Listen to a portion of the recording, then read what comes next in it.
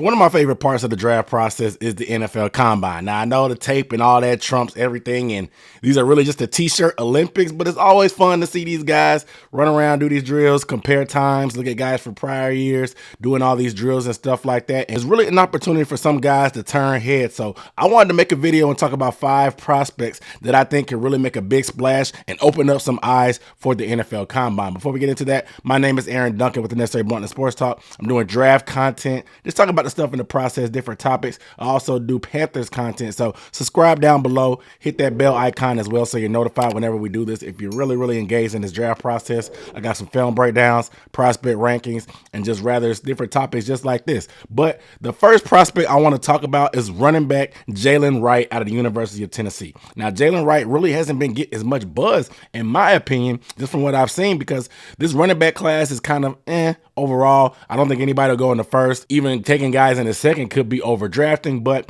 with the way that the NFL goes, man, guys like Jaylen Wright could find a role. I think his 40-yard dash will tear things up. Now, 40-yard dash is not very important for the running back position overall, but it's definitely going to be a way to create some buzz. He's been clocked at 22 miles per hour. And if you play running back in the SEC and you're running past secondaries and teams like this guy does, you're going to get my attention. With guys like Devin Achan, Jahmyr Gibbs, and Keaton Mitchell, speed, smaller running backs like that, you can have a role in the NFL. So I think Jaylen Wright can be one of them type of guys. Like I said, this running back class has been kind of murky. Jaylen Wright, he's definitely a home run hitter, has the potential to be one of the fastest 40s in this class. I have a little bit of questions about his vision overall, but this guy, he breaks tackles just by beating guys with speed and getting to that corner. Once he gets to that secondary, it's probably over. There's not too many home run hitters, like I said, in this running back class. So when you have a guy like Jaylen Wright available and you put numbers like that on the combine, running that type of track speed,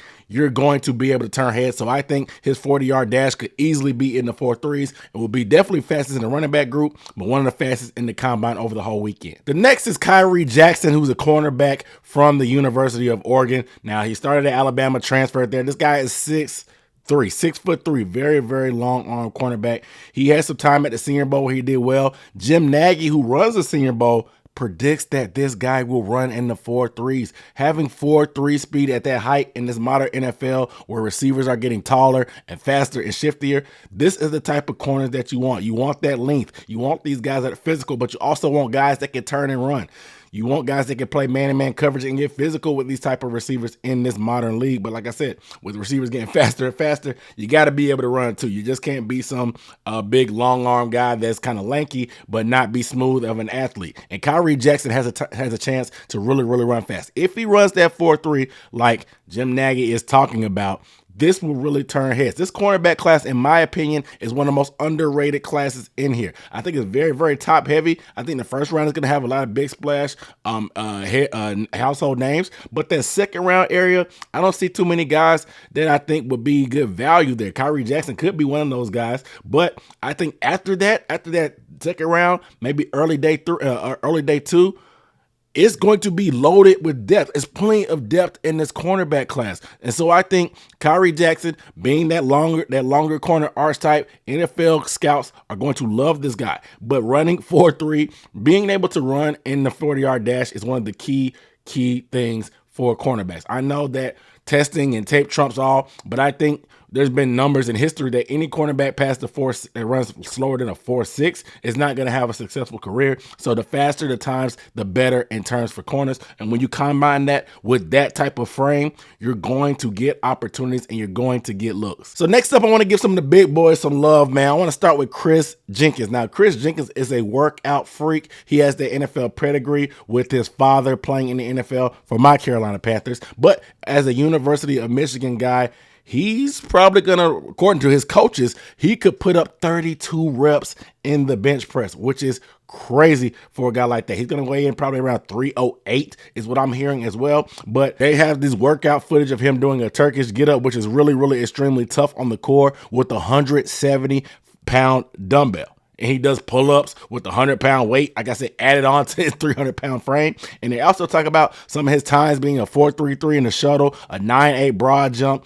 34-inch vert. Those times, if he did all those again, That would be some of the second fastest times from the combine last year, and his broad jump will be tied for the best, and that vertical jump will be the second best last year in that combine. So if you put stuff these type of numbers as a defensive tackle with that, like I said, that pedigree with his father, he's going to definitely make a big splash. No pun intended for a big boy that plays on the defensive front. I expect him to go in that second round range anyway, just with the type of guy that he is. And Chris Jenkins is a guy that he's a workout warrior and a workout nut. Some guys just live for these tests and live for these opportunities. He's really going to turn some heads on this, and he's going to be one of the first up as the D-line come up as one of the first groups in this combine schedule. So I'm really going to have my eyes on Chris Jenkins. Like I said, expect him to be in that second round, but if he really tears this up, it's going to make guys take a closer look at his film. Maybe can even push him up to the first round. Maybe can make himself some money this weekend in Indianapolis and get catapulted into that first round. Staying with the big boys, we're going to keep it with BYU's offensive lineman, and pardon me, I'm going to butcher this name, Kingsley Suame, I think, hopefully. I don't know. But anyway, this guy is just a massive human being. 6'6", 325 pounds. But here, look, all the coaches are raving about him, what he did in the workouts there at college. They expect him fully to be under a 5, which is, you might be like, oh, Aaron Duncan, a 5 is not that great. But they said they could go as low as a 4.8 40 for a guy that's 6'6", 325 pounds. That's a lot of human being moving in one direction at that speed. He's been clocked reportedly in his freshman year when he was 315 pounds of going 21.5 miles per hour. That's top speeds that some receivers in this draft class have not hit or have not registered on a GPS clock. That is moving.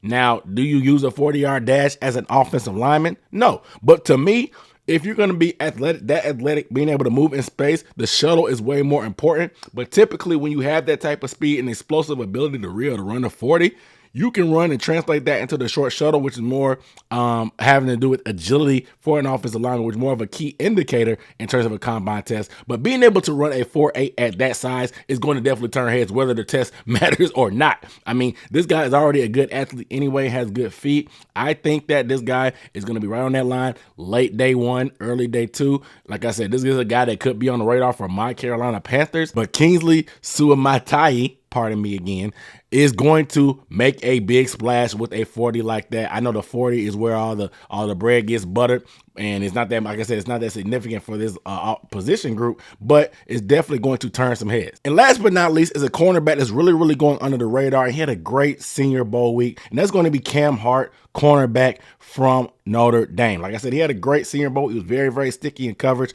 He pretty much had Tez Walker's number all the drills. He was physical. He played in the game. I think he ended up getting banged up because I saw him make a tackle, and I think he got his bell rung a little bit, so he did not play much more of that. But another one of these corners that measured in at 6'2", very tall, lengthy corner. He was 6'2" there. It's very sticky in coverage, like I said. I really, what caught my eye for him is what he did against Marvin Harrison Jr., and he really locked him down for the most part when they were matched up.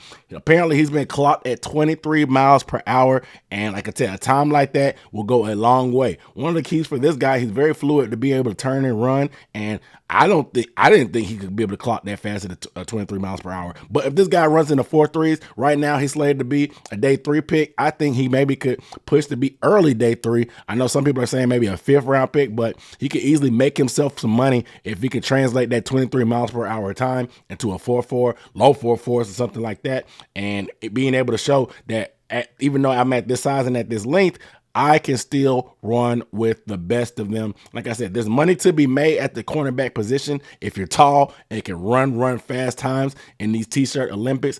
I think guys like Cam Hart, Kyrie Jackson are really set up to really show what they can do in this. And then you come at the drills, if you make those yourself look a lot fluid in the hips to be able to turn and run, which some guys that are taller have issues with, especially playing man coverage, I think that's going to open eyes and get more eyes on your tape, get a second look, and like I said, make yourself some money. So these are my 5 guys that I think can help really make themselves some money, make a big splash at the combine, and really turn heads. I'm really excited about what's to come in this draft process. I'm really to see who else is going to test well to give me a chance to get to find some gems later on down the line in the draft that I can really take some an extra look at for the film breakdown. You guys let me know down below in the comments, who do you think is a name to watch that can really tear things up and why, and who on this list do you think is going to have probably one of the bigger combine tests? Let me know down below in the comments. But without further ado, my name is Aaron Duncan signing off for the Necessary Blunt Sports Talk. I'll see you next time. Peace.